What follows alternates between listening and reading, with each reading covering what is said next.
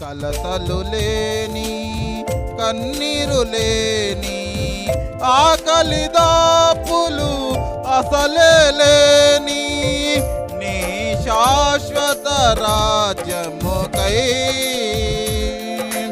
సమకూర్చుచున్నావా నా యేసయ్యా, నీ శాశ్వత రాజ్యముకై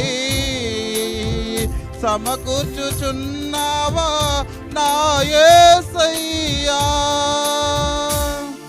సియోనులో స్థిరమైన పునాది నీవు, నీ మీదే నా జీవితము అమర్చుచున్నావు. సియోనులో స్థిరమైన పునాది నీవు. హల్లెలూయా.